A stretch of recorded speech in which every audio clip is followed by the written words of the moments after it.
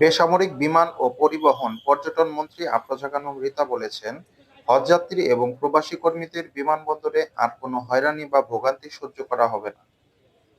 সরকার এ লক্ষ্যে কার্যকর কোনো আধুনিক ব্যবস্থা গ্রহণের কাজ শুরু করেছে। সোমবার 23 ফেব্রুয়ারি 2026 সকাল 10:30টায় মানিকগঞ্জ সার্কিট হাউসে সাংবাদিকদের সঙ্গে মতবিনিময় সভায় তিনি এসব কথা বলেন। মাননীয় মন্ত্রী আফরোজা খানম রিতা উল্লেখ করেন, হজযাত্রী ও বিদেশগামী কর্মীরা দেশের অর্থনীতি ও আন্তর্জাতিক মর্যাদার জন্য অত্যন্ত গুরুত্বপূর্ণ। তাদের যাত্রা সহজ, নিরাপদ ও আরামদায়ক করতে বিমানবন্দরগুলোতে জনবল সংকট দূর করার ব্যবস্থা আধুনিকায়ন, একীভূত ও প্রযুক্তি নির্ভর সেবা নিশ্চিত করা হবে। তিনি আরও জানান, দালাল চক্রের অপতৎপরতা বন্ধে কঠোর পদক্ষেপ নেওয়া হয়েছে। ইমিগ্রেশন প্রক্রিয়া, লাগেজ হ্যান্ডেলিং এবং ফ্লাইট পরিচালনার প্রযুক্তির ব্যবহার বাড়ানো হবে, যাতে যাত্রীরা অল্প সময়ের মধ্যে নির্বিঘ্নে গন্তব্যে পৌঁছাতে পারেন। অতীতের নেতিবাচক চর্চা ও দুর্নাম পেছনে ফেলে নতুন করে জনবান্ধব ও ইতিবাচক উদ্যোগ নেয়ার দৃঢ় প্রত্যয় ব্যক্ত করেন মন্ত্রী।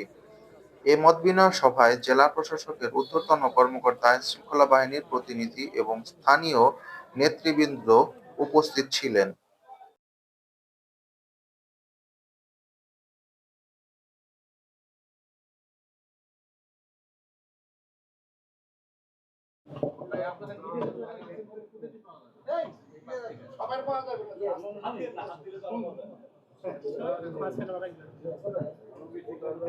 ছেলেরা পাশে ছিলেন এবং সর্বোপরি সহযোগিতা, আন্তরিকতা দিয়ে আজকে আমাকে এই অবস্থানে আনার পিছনে আপনাদের অনেক ভূমিকা আছে।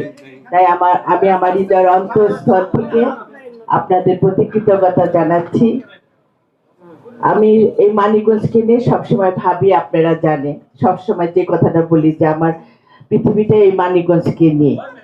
সেই মানিকগঞ্জের জন্য যাতে আমি আগামীতে কাজ করতে পারি, সেটা আপনাদের কাছে দোয়া চাচ্ছি। আন্তরিকতা, সহযোগিতা সবকিছুই আমাদের লাগবে। আজকে আমি সরকারি পর্যায়ে বলতে গেলে আমি সরকারি দলই বলতে গেলে আজকে সেই ক্ষেত্রে আমি আমার সরকারি হিসাবে সরকারের পক্ষ থেকে প্লাস আমার মানিকগঞ্জের জনগণের পক্ষ থেকে আমি কাজ করতে চাই।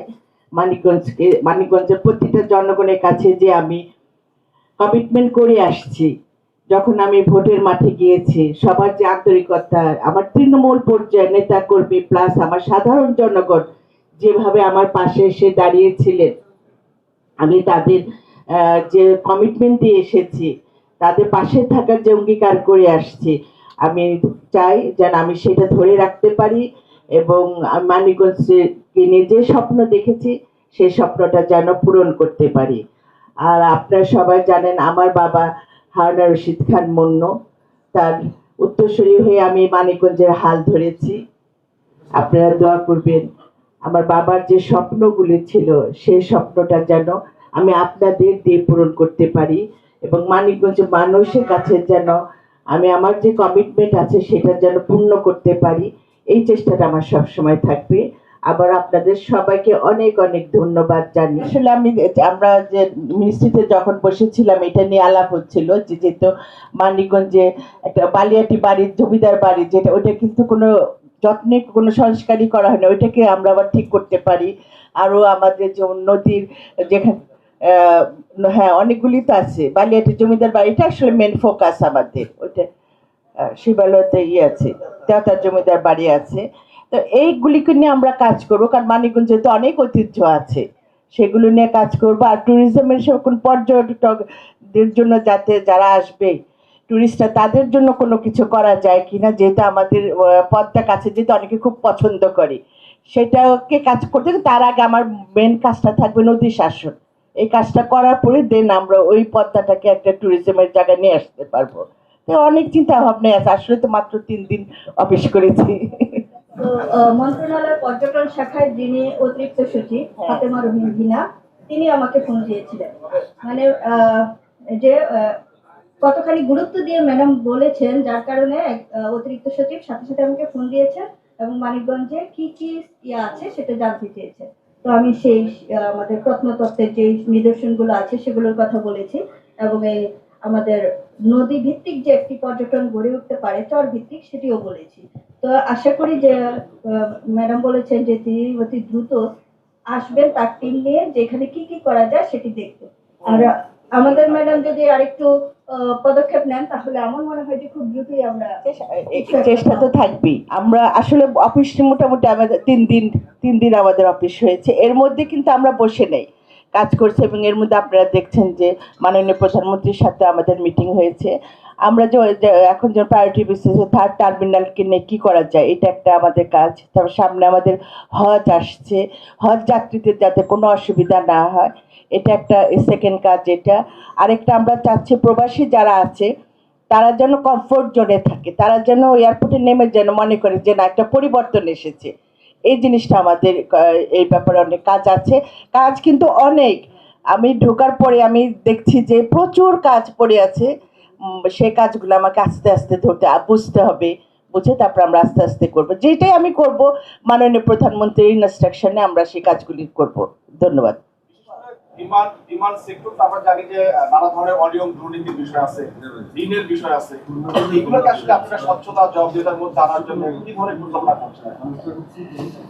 আমাদের মাননীয় প্রধানমন্ত্রীর বক্তব্য আপনারা নিশ্চয়ই শুনেছেন যে উনি কিন্তু এবার অনেক কঠিনভাবে নেমেছেন, যে দুর্নীতির বিরুদ্ধে কিন্তু কঠিনভাবে নেমেছেন। এবং আমাদেরও বারবার ইনস্ট্রাকশন দেওয়া হচ্ছে আমরা যেন সততা নিয়ে কাজ করি।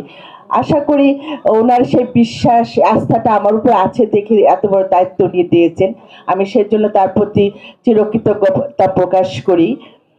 আমি চেষ্টা করব আমার সততা আদর্শ নিয়ে এটাকে যেন একটা পরিবর্তন আনা যায়, আগের যে দুর্নামগুলি আছে সেখান থেকে যেন আমরা বের হয়ে আসতে পারি। এবং এটাই আমাদের বর্তমান সরকারের কিন্তু এই ধ্যান ধারণা নিয়ে কিন্তু কাজ করছে। আমরা পর্যায়ক্রমে কাজগুলি ধরব। সিন্ডিকেট নিয়েও কিন্তু এখন কাজ করতে হবে, সবই হবে। বললাম না যে একটা কাজের পর্যায়ে একটা একটা করে সব কোনটা আমার কাছে অগ্রাধিকার সেই ভিত্তিতে আমরা কাজ করব। আর টিকিটিং সিন্ডিকেট তো একটা বিরাট সিন্ডিকেট, এটাকে নিয়েও আমরা কাজ করছি। ধন্যবাদ। আমার একটা দাবি আছে আমার একটা দাবি আছে। বিষয় হলো যে বিগত সরকারে আমরা দেখেছি মুন্সিগঞ্জে একটি বিমানবন্দর করার উদ্যোগ নিয়েছিলেন, সেই বিমানবন্দর হয়নি। আমি মনে করি আমাদের মানিগঞ্জের পাটুরিয়া ঘাটের ধরে আরিচে যাওয়ার মুখে এ পাশে পর্যাপ্ত জায়গা রয়েছে।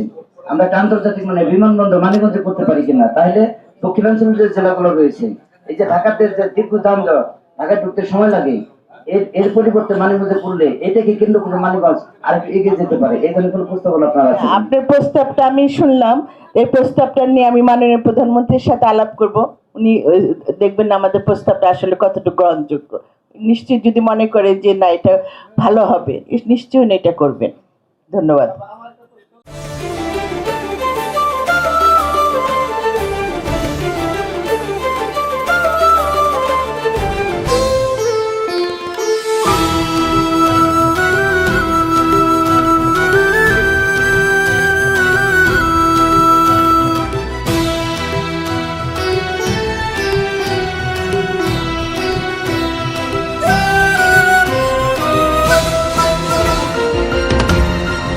টেকনাফ থেকে তেঁতুলিয়া, রূপসা থেকে পাথুরিয়া, বিশ্বজুড়ে রূপসী বাংলা।